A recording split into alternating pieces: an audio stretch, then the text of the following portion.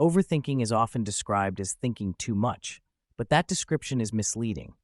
Overthinking is not about how many thoughts you have, it is about how those thoughts behave. It happens when the mind keeps working but stops moving forward.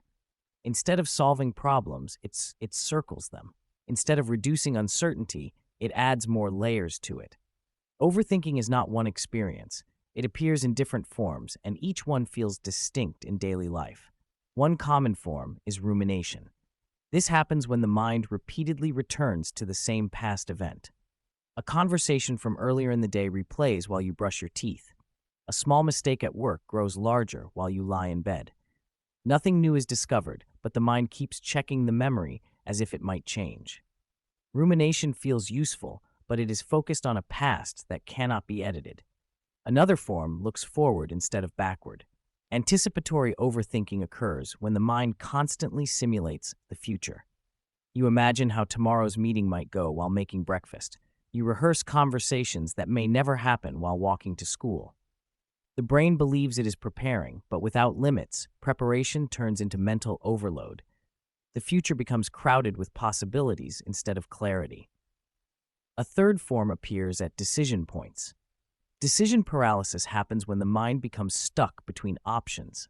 Choosing what to study first takes longer than the studying itself. Picking what to say in a message takes so long that the moment passes. The brain keeps waiting for certainty, but with too many variables, certainty never arrives. Inaction feels safer than choosing. Some overthinking turns inward. Self-referential overthinking focuses on what events say about you rather than what actually happened. A small failure becomes proof of a personal flaw. A single awkward moment becomes a statement about your personality. For example, Mr. Googly Eyes forgets to reply to a message quickly. Instead of thinking he was busy, he spends the rest of the day thinking this means he is careless, unreliable, and bad at relationships. The situation disappears, but the self-judgment stays. Another form shows up in social situations. Social overthinking involves replaying interactions after they end. While lying in bed, you analyze someone's tone, their pause before answering, or the look on their face. The brain searches for hidden meanings because there is no clear feedback. Ambiguity gives the mind too much room to speculate. Some overthinking is structural rather than emotional. Circular thinking happens when thoughts loop without leading anywhere. You keep asking the same question in slightly different ways.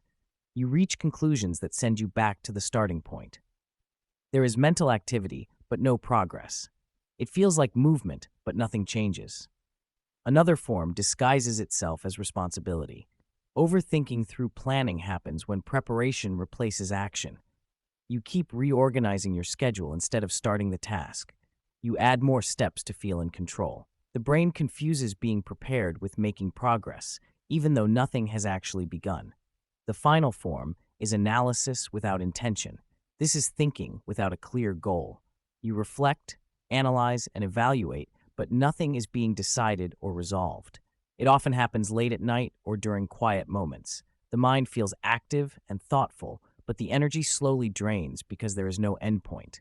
Overthinking is not a lack of intelligence. It is a sign that the mind is trying to create certainty, control, or meaning. The key is not to eliminate thinking, but to recognize which form is happening.